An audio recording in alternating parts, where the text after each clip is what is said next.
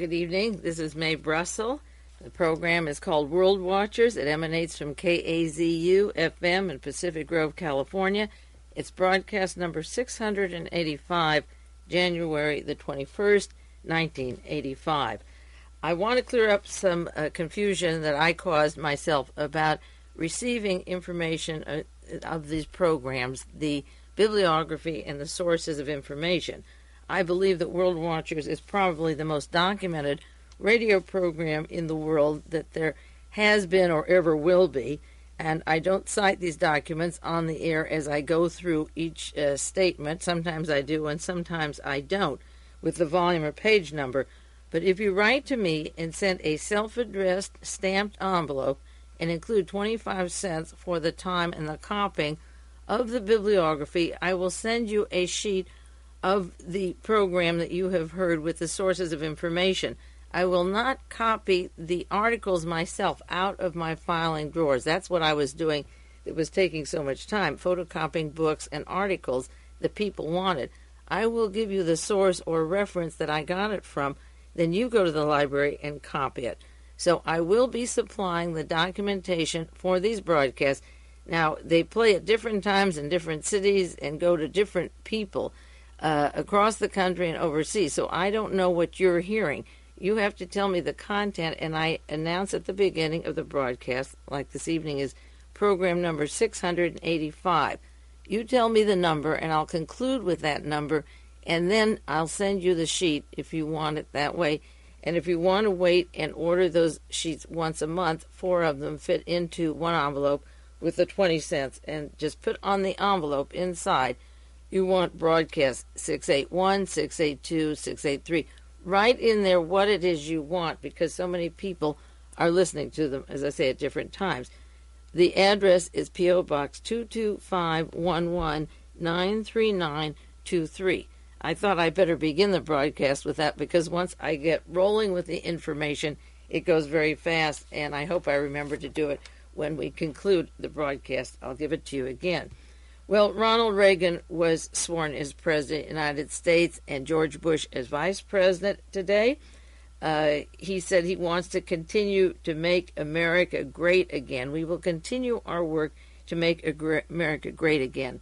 Those are the words that come out of Robert Welch of the John Birch Society, the nurturing ground of Ronald Reagan in California, with the a very extreme right-wing group that he was part of, that milieu that began his career. Making America great again means that we gave away so much to Stalin, Franklin Roosevelt did, and Churchill gave in, that now we're on the path and we're going to beat that Soviet bear, and actually the rattles are going forth for the World War III that he wants to have to make America safe for the Christians that put him into office, and that is what Ronald Reagan is about. He said, I do solemnly swear I will faithfully execute the office of the President of the United States and to the best of my ability, preserve, protect, and defend the Constitution of the United States. Forget so help me God. He threw that in. He has stretched the Constitution with a rubber band. It is gone out of shape because the people that put him in don't believe in the Constitution.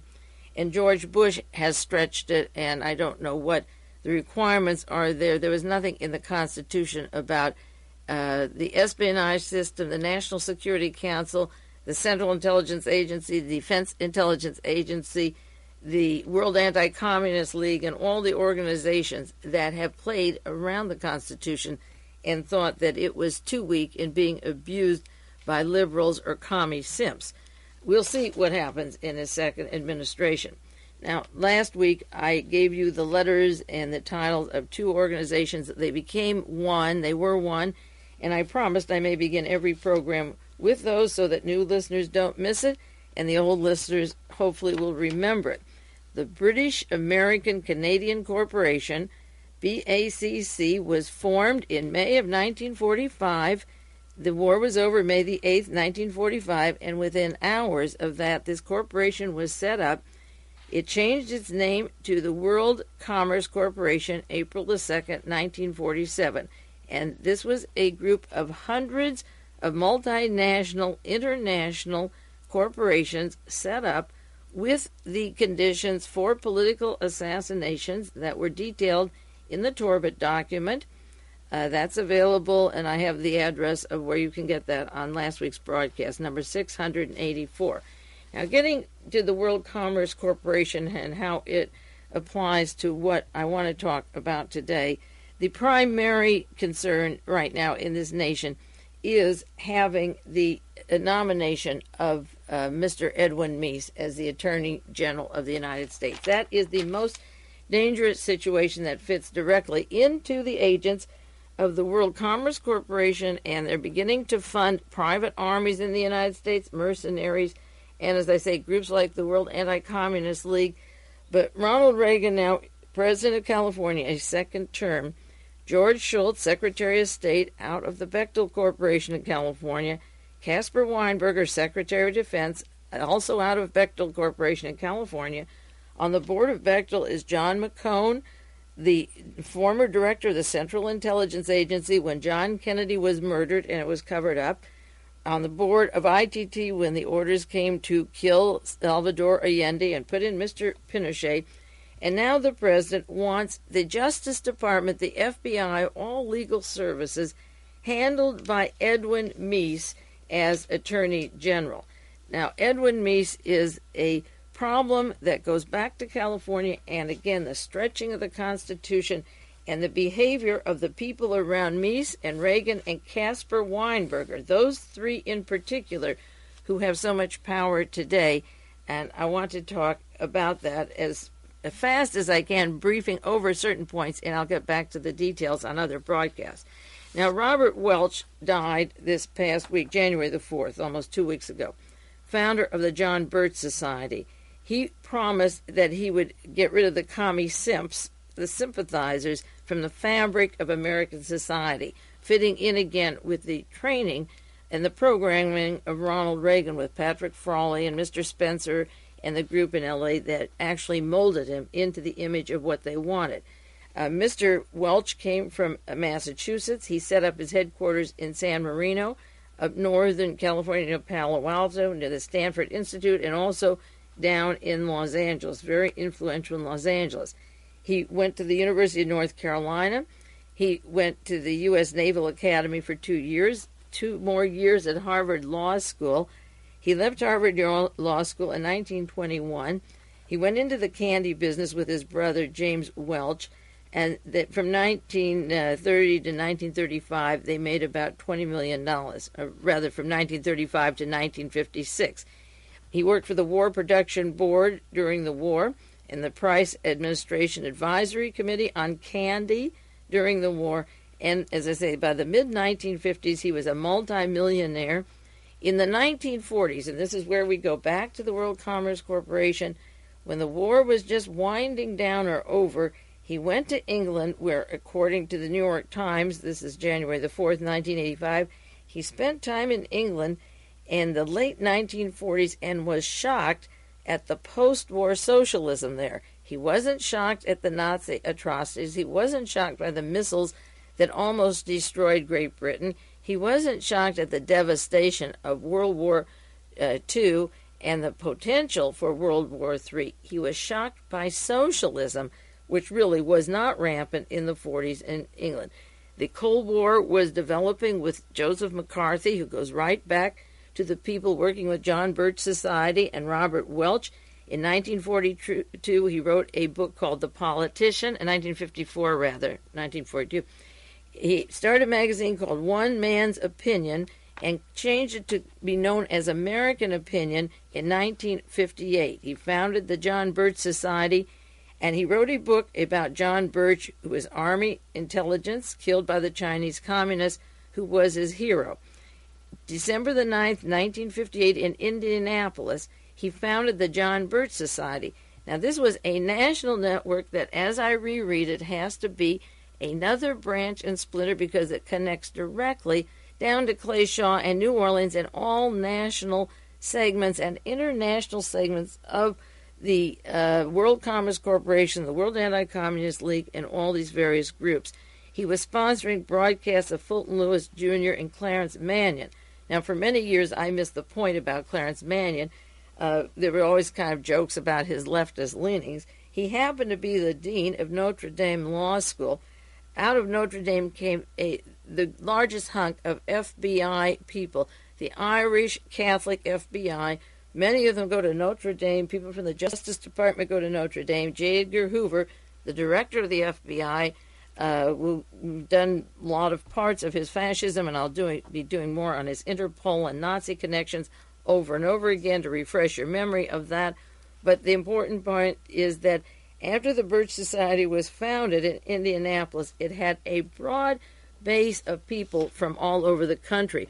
One of the people on the National Council was Colonel Lawrence Bunker, the former personal aide to Douglas MacArthur, and another was Dr. Revillo Oliver, professor of classical language and literature at the University of Illinois, who goes directly down to Colonial Dignidad, to Argentine, to Chile, to Otto Skorzeny and the top Nazis that worked with the Nazis and Klan, whose membership was formed by people being edged on by the John Birch Society. It became that dangerous, and I think with Reagan in office and with these people taking their positions like little soldiers in a chess game, I have to go back even more, in addition to Mr. Donovan of the OSS forming World Commerce Corporation into the John Birch Society. Now, there was a conference in Japan recently described in the Washington Times, Free People Must Unite. This is Reverend Moon's paper, an address by Kagehisa Toyama, Toyama, the Washington Times, December the 17th, 1984. He had a conference in Asia for journalists, just as Reverend Moon had one for 400 news people recently over in Japan or South Korea. And this Japanese journalist said World War III started when the Allied leaders met near the end of World War II. Stalin won over Roosevelt and silenced Winston Churchill, paving the way for world communization today. Now, he refers to having a conference in 1982, 3 years ago, and he invited Mr. Solzhenitsyn and all the Cold Warriors from the international set to Japan, and he spelled out in the Washington Times that World War III began with Roosevelt sitting with Stalin and Churchill caved in. That was from the Washington Times, December the 17th. Now, Robert Welch of the John Birch Society says that World War III began when John Birch was murdered. In a book called The John Birch Society by Brian Stevens, The John Birch Society in California Politics, it was published in 1966 by a member of the Birch Society who realized that it was as dangerous, if not more so, than communism, equal to communism, and that it was threatening the two-party system that Ronald Reagan and George Bush took an oath to protect. And he describes who is John Birch, who inspired Robert Welch of the Birch Society. He was a young Baptist missionary in China when the Japanese occupied China during World War II. He was an intelligence advisor and interpreter for the Flying Tiger of Claire Chennault until the Flying Tigers organized and became part of the United States Army Corps. When the Army took over, Birch was commissioned a captain in the Army and continued his duties as OSS intelligence chief in the Air Force. He worked with Madame Chennault. Well, as soon as the war was over and Mr. Donovan of the OSS got the World Commerce Corporation started, or before it, when it was the British Canadian American group, and then by 1947 it was officially the World Commerce, Donovan left World Commerce once it was settled, and according to the book The Last Hero, Wild Bill Donovan by Anthony Cave Brown, this book is page 801. It says, while Donovan was engaged in the business of world commerce, he still practiced law, fighting a Supreme Court case for the Great Atlantic and Pacific Tea Company. He flew to Hong Kong, spent several weeks examining the legal problems of Claire Chennault's Chinese air transport, that's the Flying Tigers, and was running his law firm. Under his returning to the law firm from the OSS, at least under the table, he set up and helped set up the OSS, becoming the CIA.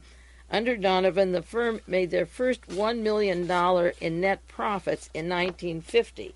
Now, this book on the John Birch Society by Brian Stevens says that Welch never met Birch. He was concerned about secret files on John Birch, which are a great mystery. They were locked up by the Defense Department, and you can't see them. But people that worked with John Birch in China when he was killed said that he literally suicided himself, made a fool of himself. The members of that team all got away, and John Birch was killed because he was instigating problems in the OSS over in China. One fellow who, March 31st, 1961, who spoke about John Birch, his name is Joseph Sample, president of a radio and television company in Billings, Montana, served in the OSS with John Birch.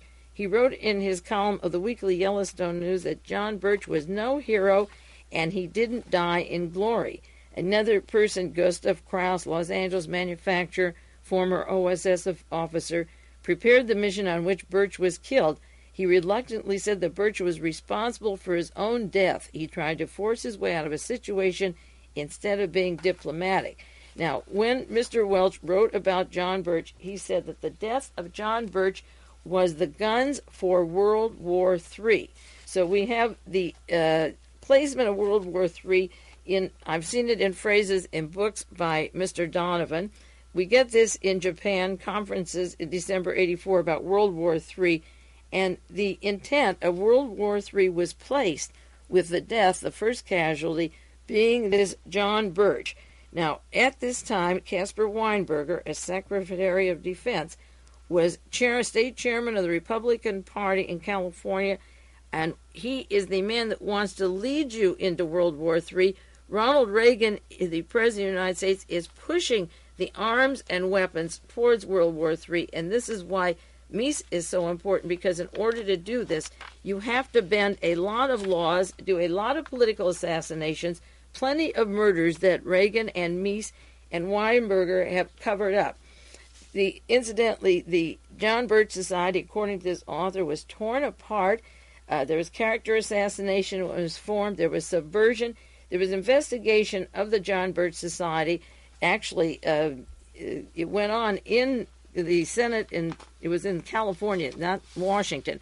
The California Senate Subcommittee on Un-American Activities investigated the John Birch Society at length, of course whitewashed them, just as the Warren Commission whitewashed the Kennedy assassination, but they were considered way years ago back as being dangerous, as fomenting trouble, fomenting the Klan and the Nazis and the Minutemen, who they later worked with and are associated with, and they were investigated, as I say, with the California Senate Subcommittee on Un-American Activities. Now, when the Birch Society got off the ground, the gentleman who really launched it was Robert Gaston, Gaston, the attorney for Richfield Corporation. I'm getting this again out of the book of John Birch Society by Brian Stevens. Now, Richfield Corporation goes back to the World Commerce Corporation, so that out in California, the attorney for Richfield is getting the Republican Party separated from the other grassroots American Republican Party, the one of Eisenhower, and the usual two-party system that we had in this country. And this is where, as I say, the world commerce comes in. And he worked with John Rousselot, Western governor of the John Birch Society. The Birch Society from Massachusetts, formed in Indianapolis, was national, and then the tentacles become international, but John Rousselot was the Western division of the John Birch Society. And then Caspar Weinberger was the state chairman of the Republican Party, who worked with John Rousselot and Mr. Robert Gaston of Richfield with their national, international tentacles. And Ronald Reagan then began attending the meetings. Of course, the Young Republicans, his anti-communist speeches began in 1951 on the imperialism of the Soviet Union. Ronald Reagan gets into the act. He is down in San Diego with the Birch members. And of course, I've done programs on the fact of Patrick Frawley and the seeds of the John Birch Society being behind the selection of Ronald Reagan for first the governor and then the president of the United States. So Caspar Weinberger and Ronald Reagan were working with these people.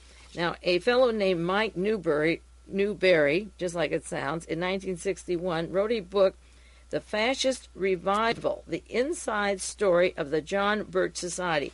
In 1961, we're talking about A long time ago, it seemed, and he was warning about the fascist revival of the John Birch Society, bringing them in as the tentacles to European fascism. But in those days, I don't think any of us even dreamt how bad it was. I'll have to try and reach Brian Stevens if he's alive and see if I can get copies of the investigations of the Senate years ago on the Senate subcommittee on un-American activities. John Birch was considered un-American.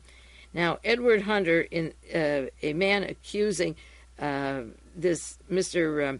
Newberry of being a leftist, of writing for the Weekly Worker, revealed a lot of information before the United States Senate Internal Security Committee. Some of this went on to the United States Internal Security from California. And this is what Mr. Hunter said in his report, quoting this from the California report, which he testified in Washington. And this is where we build up to Mr. Meese and Weinberger. I hope I can do it in this 1 hour, but if not, we'll continue it next week. Mr. Hunter is an expert on psychological warfare. He was testifying about Mr. Newberry trying to make him a leftist, therefore the John Birch Society isn't fascist. A leftist can't have an opinion about the fascist elements of the John Birch Society that he wrote about, the fascist revival. This is what Mr. Hunter described as his background, an expert on psychological warfare. He's chairman of the Anti-Communist Liaison, a committee of correspondence created in March of 1962 by Billy James HARGIS, head of the Christian Crusade. Now, this international national network had its seeds in people like Hargis and the John Birch Society. This committee that he was the head of, Mr. Hunter, he described, there are 4 members of this committee with him, with the Anti-Communist Liaison, 4 members that served with Hunter. The heads are General Charles Willoughby, that's our old Kurt Wiedenbach from Germany, who was knighted by the Vatican and worked with military intelligence in charge of intelligence with Douglas MacArthur. This member was General Charles Willoughby, who I wrote about in the Rebel magazine as being one of the trouble spots of linking to the assassination of John Kennedy, the Nazi connections to John Kennedy.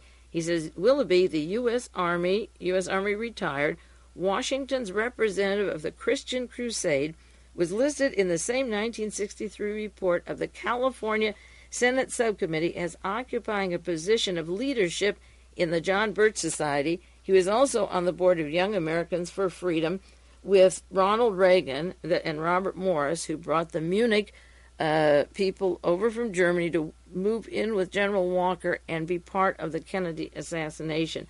He was cited in the California Senate Subcommittee as having leadership in the John Birch Society. Another member of this group with Mr. Hunter is General Bonner Fellers, U.S. Army, retired, national director of the group called For America, another right-wing extremist group, and none other than John Rousselot, national public relations director of the John Birch Society. So Mr. Willoughby and Mr. Rousselot and Mr. Fellers and Mr. Hunter arranging Caspar Weinberger's political milieu, the climate for him to get into the position where he could eventually declare World War III, and the team that was placed into office by the John Birch Society in 1958, growing out, I know here, because of the connecting groups and names, out of the World Commerce Corporation, then spreads to national, international tentacles. Now, a man like John Singlau, but Mr. Wigner, Mr. Stenholtz on the board of Western Goals, of course, connect right directly not only to the Los Angeles Police Department, but material I'm anxious to get to you and share with you that was provided to me of their work with the mercenaries, the plans of infiltration, not only overseas in Honduras, El Salvador, Nicaragua, but into the United States. And, of course, they all have direct links and contacts to those Nazis up in Idaho, Washington, D.C., Arlington, Virginia, that I also want to get back and share with you. Now, this L.A. Herald had an article January the 13th. We're going to go on to Edwin Meese now, our future or would-be Attorney General, and I hope some of you make copies of this tape and send it to members of the Senate Judiciary. Painting the Meese portrait, a powerful, debt-ridden man, and it tells about A man hounded by money woes, January the 13th, 1985. He was so in debt he had no money. But don't mistake Edwin Meese. He just had a coming out party for his daughter at Waldorf Astoria, where he will introduce her to the richest and wealthiest of New York City and hopefully link on to one of those multinationals from the World of Commerce Corporation. This tells about Edwin Meese's problems with his home and the convoluted financing, but that's not the point we're going into now. The article makes you feel sorry for a man who has these debts. One of the things it says that when he got telephone calls from people wanting him to pay his debts, he didn't answer the calls. When they wrote for the payments, he ignored the letters. When the delinquent debts were due, he dodged the bill collectors. I hope if he's the Attorney General and you have a closing on a house or a debt due or you can't pay, you have the right not to answer the call. You have the right not to answer the letters. You have the right not to pay the bills because someday you may become the Attorney General. He didn't respond to any of those debts in any other way except to give jobs to the people who bailed him out of the money problem and were loaning them money and put them into the administration. Now, last March, I did broadcast on Edwin Meese, March 19th, 1984, tape number 641, if you want to look it up. They promised, according to the Los Angeles Times, March 16th, no cover-up vowed as Meese panel schedules an extensive new inquiry. No cover-up vowed. Well, that is a lie, and I have in my possession, thanks to Johan Carlisle up north, over 300 pages of the Stein report on Edwin Meese that I'm going to share with you now, and I'm going to zoom in on just one area that is of primary importance. It's of importance to me because of the use of mind control medical experiments that Caspar Weinberger and Ronald Reagan were into in California and Edwin Meese were into. Meese was the ad hoc governor, the legal advisor to the president. The president wanted that school at UCLA to study the causes of violence. And Dr. Earl Bryan, I'll give you the punchlines because we may not have time, and I'll go back to it again next week. Dr. Earl Bryan began pleading for the money to start that school because a schoolmaster up in Northern California had been killed, and he referred to all the violence that had taken place in the murders. And he said, just last week, Dr. Marcus Foster was murdered. We can't condone this. These people are coming out of prisons. They've had records. Well, Joseph Romero came from Vietnam. Russell Little came from Florida, from a Navy family, an Army brat. They were convicted of shooting Dr. Marcus Foster, painted their faces black. Meese, Weinberger, and Reagan were part of the entire SLA. And after my article has been sitting around here for years and people not using it, it is tying directly to the various tentacles of the people wanting to be Attorney General now, the President of the United States, the Secretary of Defense, and their intent to give you a limited nuclear war of 100 million dead, more or less, and then see what they go from there. That's what they're aiming for. So these people are for real. Their roots are real. They told you when the guns went off, when John Birch was killed. He worked in the OSS. He worked for Madame Chennault, Claire Chennault, Flying Tigers. Mr. Donovan was their attorney. And, of course, you can get back to William Taub's book with Claire Chennault and the Flying Tigers, The Sources of Power, that I'm not even going to bring up now. But March 26 on broadcast 642, I was talking about the Biotech Corporation. That's what opened up the whole Meese case. The hearings was the money that Mrs. Meese borrowed from Mr. Thomas to give to Dr. Earl Bryan. Now, Bryan is the one who used the excuse of the SLA, which was a provocateur situation set up by the Nazis and Klan. And in the weeks to come, I'll link it to Mr. Cole, who was in the Bay Area, who took over the Nazi group in Washington, D.C., where Mr. Pierce had written the script coming from Air Force contracts and United Technology, Mr. Haig's organization that he was president of, Alexander Haig. Now, we have Mr. Cole in the Bay Area. What I was writing about was the Nazis and the Klan and Reagan and those people. At the time I wrote the SLA is the CIA.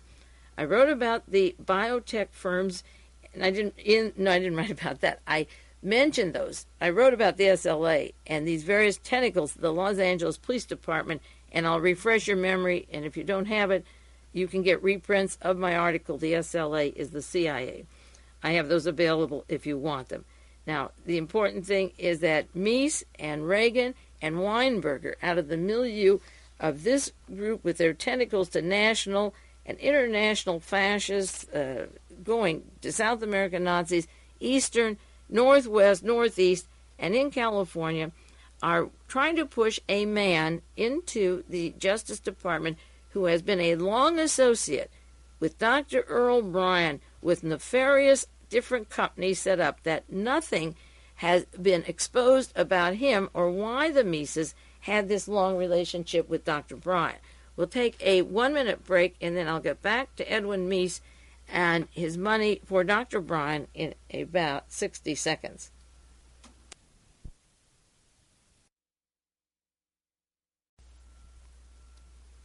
This is Mae Brussell. It's broadcast number 685. This is KAZU FM in Pacific Grove, California, January the 21st, 1985. I like to date and number these broadcasts for a particular reason. It's good on your cassettes, of course, to have it. I was looking up last week my broadcast on August the 12th, 1980. I was referring to the Turner Diaries that were written by Mr. Pierce, the Nazi that moved, as I say, from the Air Force United Technology to Washington, D.C. to take over the Nazi Party after George Lincoln Rockwell was murdered. And he worked with Mr. Kohl, Koehl, who was in the Bay Area working with the Nazis in the Bay Area, and the Nazi threats came out in California to kill Dr. Marcus Foster. And by looking back to the sheets, it was 5 years ago, 4.5 years ago, that I was talking about something on these broadcasts that just made the New York Times and the Los Angeles papers of the intent to kill every Jew in America and every black and every Asian and every red-skinned person, and to start hanging them by ropes in Los Angeles as a starter point. Now, getting back to the Meese hearings, just one quick reference, and as I say, I'll go into this again in detail later.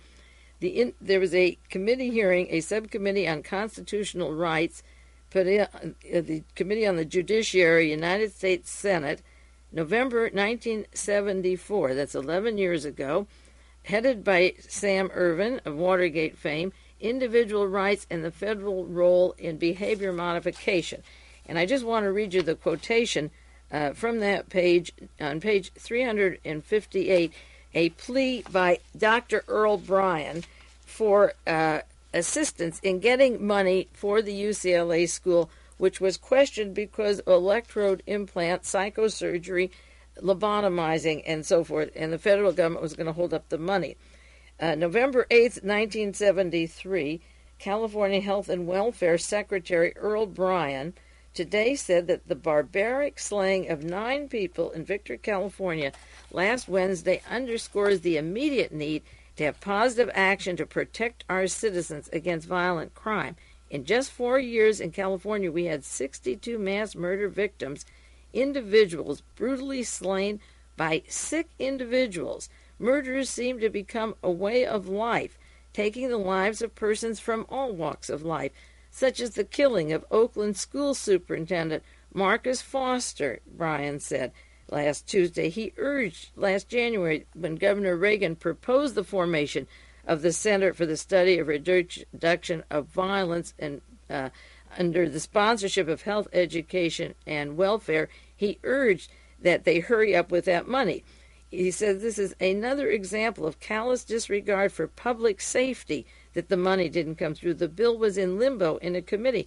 Since these few legislators have tied our hands on initiating the Center for the Study and Reduction of Violence and pigeonholed legislation, these people have died. And he referred, as I say, to Dr. Marcus Foster. He said, we urgently need these programs. And as I wrote in my article, the SLA is the CIA, which I will read many of the parts on the air to you because I think you should hear it. It was about the right-wing groups, the American Nazi Party, the Klan, the Minutemen that came into the state. It was the threat and warning that the Nazis would kill Dr. Marcus Foster in a few weeks, and they did. The people held for the murder were Joseph Romero, he's still in jail, and Russell Little. Incidentally, Russell Little got angry when I wrote for the Berkeley Barb and I put this in my article, the SLA is the CIA. I wrote that Donald DeFreeze was the first black Lee Harvey Oswald, and he wrote a letter to the paper saying that dizzy bitch can kiss my ass. That pompous bitch has a nerve to call Jonathan Jackson a patsy. I hope she drops dead tomorrow.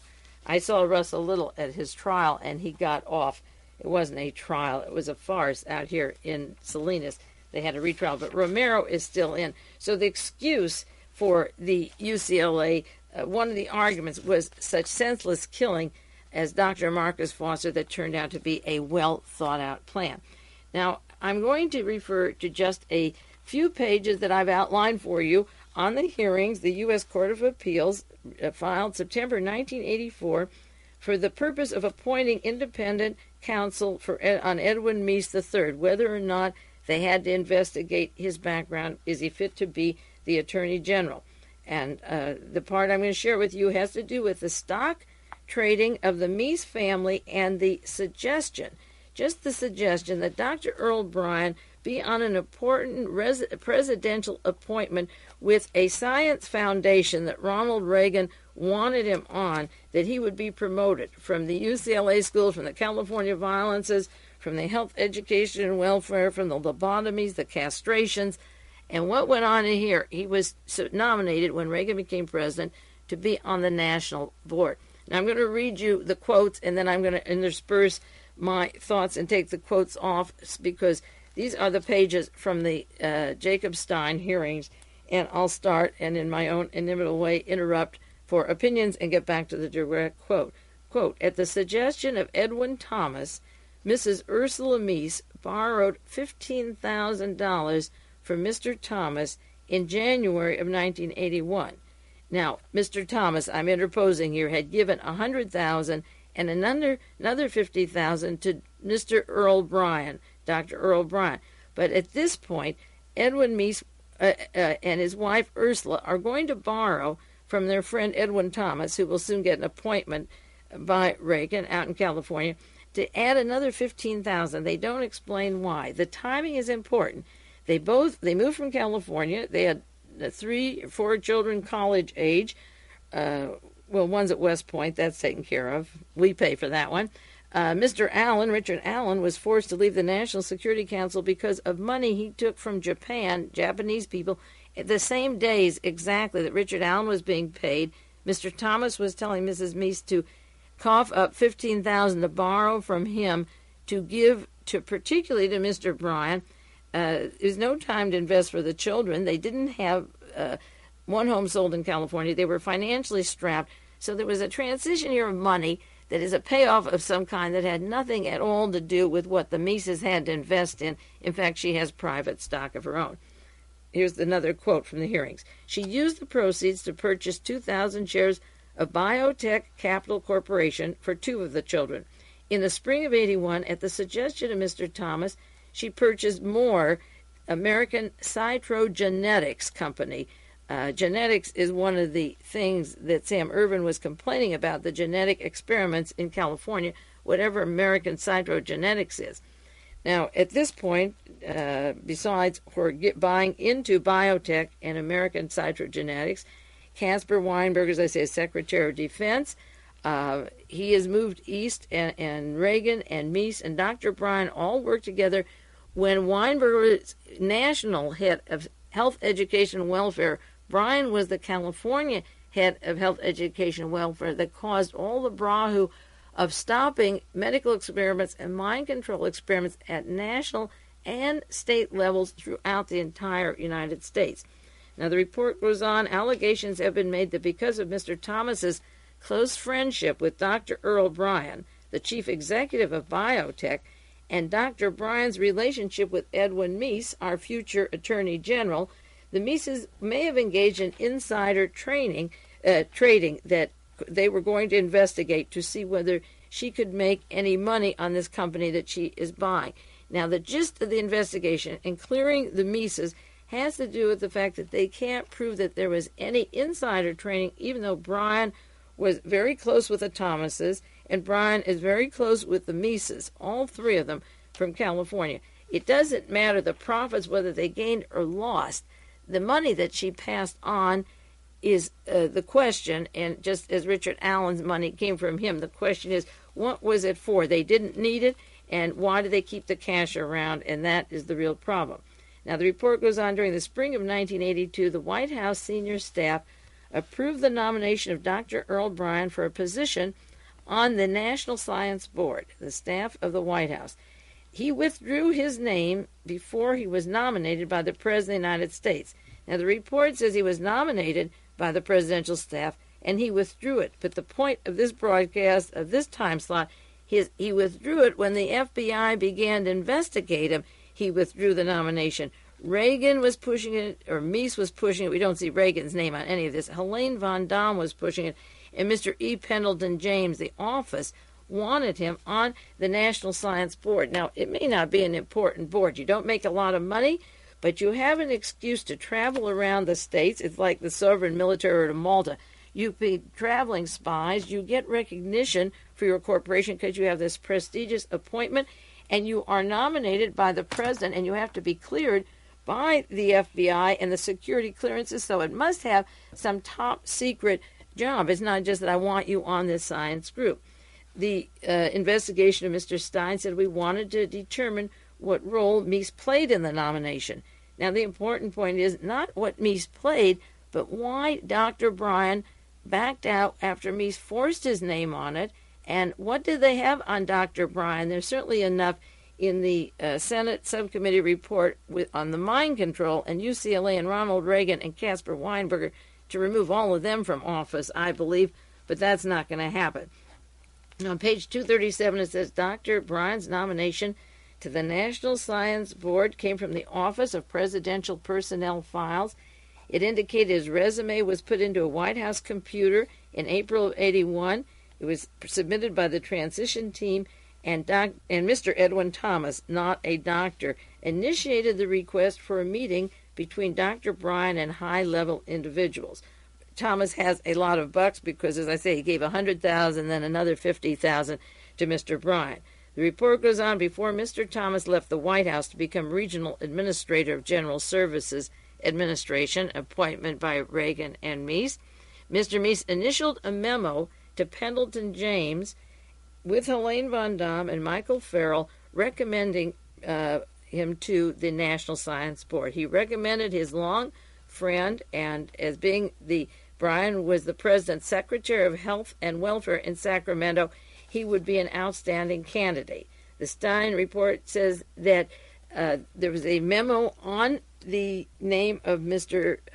Bryan to cooperate, and Helene von Damm sent her own copy to Mr. Farrell saying, let's, if we can, this is written on Mr. Bryan's nomination, Dr. Bryan, the fellow who has used the SLA Dr. Foster ambush as an excuse to get funding immediately for the lobotomies and the psychosurgery and the experimentations on the poor, the blacks, the minority, the prisoners, and the mentally sick in California. People with problems were to be electroded, electroshocked, drugged out of their heads. Now, Dr. Bryan's name went on a long list for the National Science Board, and as I say, there's another memo, handwritten, that went to Mr. Farrell from the office approving this that says, must place. Helene von Damm says, let's if we can, and the other memo said, let's place. Now, the Stein report doesn't say who said you must place. We're talking about the White House and science. And as I say, Bryan goes back to what required a congressional investigation of the entire United States, and he worked with people from east to west, north and south, into medical experimentations. The report doesn't indicate who said it we must place. That handwriting was not identified. Now, Helene von Damm, who said let's if we can, was brought to the United States by William Clark of Military Intelligence, formerly National Security Advisor, then the head of the Interior Department, now waiting to be a justice on the Supreme Court. She was brought by the American Medical Association into Detroit and Chicago. She worked with Otto von Bolschwing, Adolf Eichmann's superior, who found that the best cure for disease is an oven, cook it at 350 degrees, and pile the bones. The final solution team came from Europe. The people behind genetics, genocide, eugenics, and brought this team over here, though from Germany, worked closely with our OSS and the CIA. Helene von Damm goes with von Bolschwing up to California to become the secretary with Ronald Reagan, making appointments for 8 years, and then the appointment secretary in the White House for the transition team, the ambassador in Austria now saying, let's if we can, and the memo saying must place. Now, this memo came from the Office of Presidential Personnel. There were 8 jobs to be filled. 8 positions were left in May of '82, and Dr. Bryan's name was one of the 8. This is the Jacob Stein report on Edwin MEESE, page 239. The board had 8 positions to be filled. Dr. Bryan's was one of 8, as I stated before. Every nomination had 3 names supporting it. Dr. Bryan's was accompanied by 1, Edwin MEESE, 2, Michael Deaver, 3, not listed. Dig that one. Every nomination had 3, but the Stein report doesn't mention the 3. You know, reading this report, it reminds me of the 9 years I spent cross-filing the Warren Commission hearings. I mean, you can just spot all the loopholes, all the phrases that get out of going into the important questions. I always said after 9 years of training with the Warren Commission hearings, I could read any government document and lay it out and find every loophole and clause and can't recall that they can invent for the books. So they needed 3, but the Jacob Stein leaves 1 out. Was it Fritz Kramer? Was it Henry Kissinger? Who signed the 3rd one? We don't know. Now the Stein report goes on.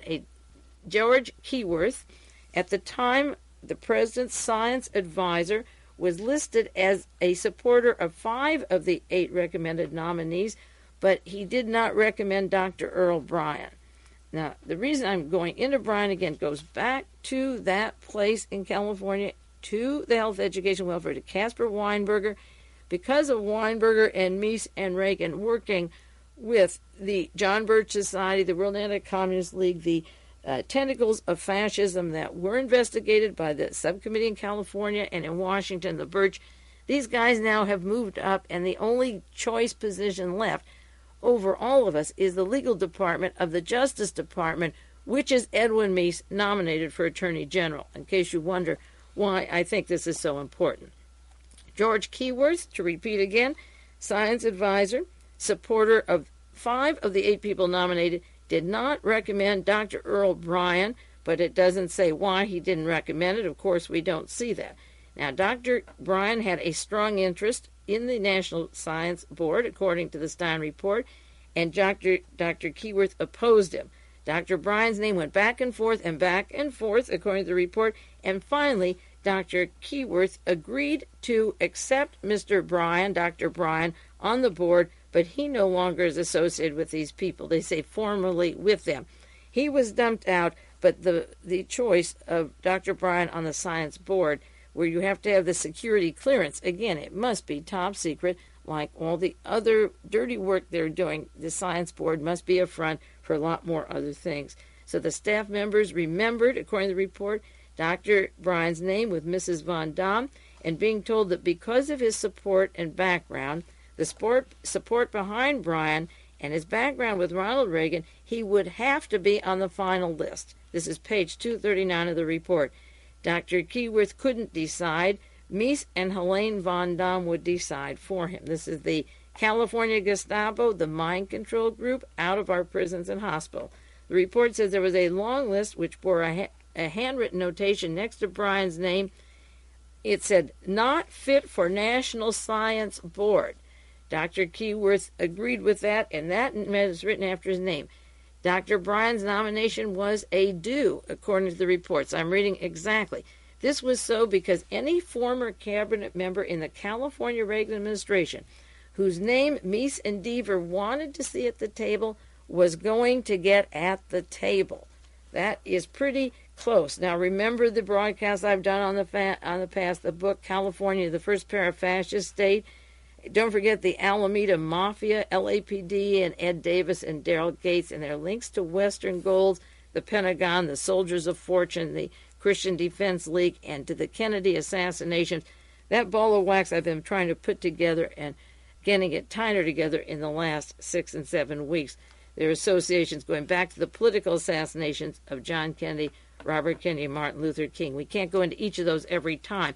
The gang that sticks together climbs together up this sticky ladder until the President of the United States took his oath of office for the Constitution. Protect the Constitution, but not the constitutional rights. So according to the Jacob Stein report, Dr. Earl Bryan's nomination was approved by the President of the United States. The scientists said no. They said not fit for the National Science Board. After the FBI clearance, and here's where it comes on page 240 of the Stein report, after the FBI clearance, investigation was conducted, questions were raised by the White House counsel's office that caused Dr. Bryan to withdraw his name, and he was never fully nominated. Now, the doctors didn't want him. The investigation into him. Now, who were the White House counsels? Fred Watergate Fielding. He'd let anything come through the door. Believe me, if he lets Raymond Donovan fly through, William Webster, they would let anyone come through. So what in the world caused them to force Dr. Earl Bryan, a relative unknown that Mrs. Edwin Meese is plunking $16,000 she doesn't have, into his operation within 3 days of the inauguration of the President of the United States? The pressure of Reagan, of Meese, of Deaver, von Damm, who stepped in and said, wait a minute, we have to withdraw his name after the investigation was begun, after the FBI investigation was done. Now, the FBI did a clearance on Raymond Donovan for Secretary of Labor and let the whole mafia and the Genoveses, the Masellis, you name it, from A to Z, but into the Chiavone construction and into the congressional hearings. What in the world was there, and what is the relationship of Mrs. Meese? So within hours of the inauguration, she's pulling a $15,000 she doesn't have to give to Mr. Bryan. He can't pass this investigation, even with the President and Deaver and Meese and von Damm. Now, the Stein report goes on. After Dr. Bryan withdrew his name from the nomination, then Meese covered up, and according to this, he pulled back that I really didn't want him anyway. It says that Mitchell Stanley, Meese's staff assistant, identified Meese's handwriting on the memo, but the Meese recommendation was a standard recommendation rather than a must hire, even though it said must place. Pendleton James couldn't recall whether Earl Bryan or his own team proposed the appointment for the National Science Board. Mr. Pendleton James worked at the time of Watergate with the Howard Hughes organization and tentacles going back to the California, he's from California, the San Diego, California group that pushed Meese into the position of Attorney General and into the companion of Ronald Reagan in Sacramento for 8 years. Pendleton James lost his recall, like the Watergate hearings, like the Warren Commission hearings. He doesn't know whether he or Earl Bryan suggested the appointment for being on the science board, as if Bryan would recommend himself there. Helene von Damm was called, and she said she and others knew that Dr. Bryan from his service in California, but she can't recall if Mr. Meese wanted him for a position with the science board. She lost her memory. Pendleton James lost his memory. Von Damm knew that Bryan was very close to Edwin Thomas, so what? And von Damm recalled that Dr. Bryan, being around Thomas in Mr. Meese's office, they were lobbying for some position or other, but Helene von Damm can't recall if Meese recommended Bryan for the job, but there may be a memo, she said, in the files about this relationship. Now, Mr. Thomas stated that he might have drafted the memorandum for Meese to sign, but he didn't put Mr. Meese's initials on it for Dr. Bryan's appointment. And Edwin Meese said he knew Bryan from the administration of Ronald Reagan. He had seen him perhaps a dozen times since 1974, and he visited him one time at the Zonix Corporation in 1978-79. Well, the Zonix Corporation, we don't have time to get into that now, becomes the Hadron Incorporation, and that then goes into a very controversial person named Bernard Katz, who formed Helionetics and is part of Zonix and separated himself from the Zonix Corporation because of legal problems, and Helionetics wants to zoom their contracts to build the Star Wars and the space stations with Edward Teller on the board. also on the board of Western Goals with the LAPD and with Edward Teller's links to John Sing Laub, the World Anti-Communist League. These names will keep reappearing and appearing. William Simon, just last week, left the board of Helene because of legal problems they're having, but he's on the board of Kissinger Associates, and he's a Knight of Malta and a very important traveling salesman for this World Commerce Corporation that grew into the multinational situation that we have that runs this country today. So Mr. Bryan was visited by Mr. Meese at the Zonix Corporation, and I just ran through this quickly, some of these connections of Zonix to Star Wars and Bernard Katz. I'll go slowly on that. I've done some of it before, and I'll do it again. Meese stated early in 1981 that Edwin Thomas brought Dr. Bryan into his office. Now, that has nothing to do, walking into an office has nothing to do with the memos going back and forth, you must hire. And the crux of all of this, it doesn't matter how they remember each other walking in and out. Dr. Bryan wanted that school that was stopped, the branch of UCLA. I know it continues, and it goes on without our seeing it, and it has tentacles going then down to Jonestown with the mass experimentations and death there. The Stein report tries to cover up the inconsistencies of who these people are and what they're saying without going into Dr. Bryan at all. And the question was, what was Meese's relationship, Mrs. Meese, of plunking that money? It may not be much, $16,000 in terms of Washington, but it's pretty much when you are moving into a city and 3 days after the inauguration, you probably have to just pay for the clothes from the inauguration. Now, the can't recalls summarize the Stein report in this matter. Meese can't recall seeing Bryan after February 82. Meese talked with Thomas about Dr. Bryan occasionally. He never heard about the companies other than biotech. Here was a group that had investments in slot machines in Las Vegas. Meese doesn't know about them. He never heard of QuestCheck and those convoluted medical corporations that they are putting money into. He says he doesn't know what they are. Well, Mrs. Meese was in such a hurry to borrow $15,000 to put in biotech, he should know what it is. It was the parent company of QuestCheck, QUESTECH, that I talked about before. QuestCheck Capital held notes for Las Vegas firms that operate 800 slot machines. There was an order during the Reagan administration to stop money to small business companies until loans until the administration got rolling. But Dr. Earl Bryan got $5 million from a federally funded company. Dr. Earl Bryan, I repeat, got $5 million federal money financing for his company as soon as Reagan and Meese were in. He's not qualified to sit on a lousy science board because of stuff they've delved about him, but he's qualified to get $5 million financing from the federal government for his medical companies, those convoluted medical companies around the country that go into genetics and cancer and God knows what. The important thing is that if he isn't qualified for one, and there were orders not to give him money or anybody for small business, how did he get it? He got a license from the Small Business Investment Company.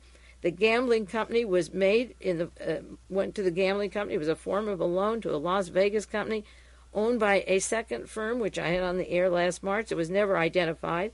That parent firm loaned money to a third firm, which was never identified, and they used it to buy two other companies that were never named. So the Meeses don't have to put $16,000 into Thomas's hand and borrow it. I keep repeating, hours after the inauguration, what is going on, and why would Bryan get $5 million, Dr. Bryan, when he can't, as I say, get on the board of something that the president is pushing, that Von Damm is pushing, that Meese is pushing? Tell me what qualifications you have from a small business loan to get a $5 million loan from the federal government when you can't even get on that board.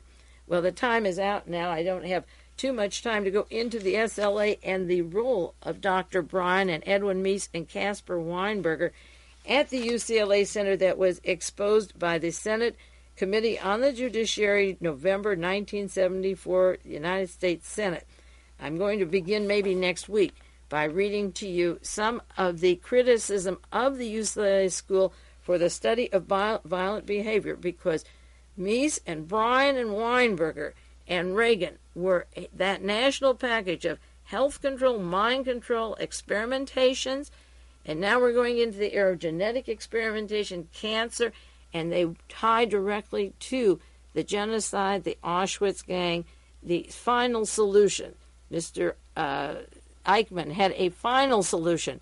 They hung him in Israel at a trial. His boss, who gave him the idea of it, moved up to Palo Alto, formed a corporation, the TCI, and had Helene von Damm even invest money into it when she first moved there.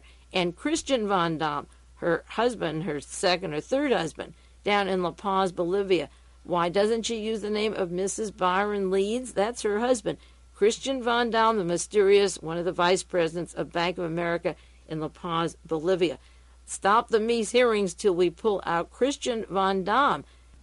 We have a terrible team now with Mr. Weinberger from Health, Education, Welfare, Secretary of Defense, gunning for Space Station and Star Wars, Ronald Reagan, with his image that he was selected by God to carry us to what America was meant to be, the Holy War, and Edwin Meese as the Attorney General would be horrendous. Their background goes right to Mr. Donovan, World Commerce Corporation, to John Birch Society, and the tentacles of fascism that were identified in 1961, but unfortunately, many of us didn't take that seriously enough or didn't see the material at the time. The time is running out now, so I have to handle this time. I'll be back with you next week. This is Mae Brussell coming from Carmel, California, and Pacific Grove. I live in Carmel. I'm so used to saying that, but the station emanates in Pacific Grove, California.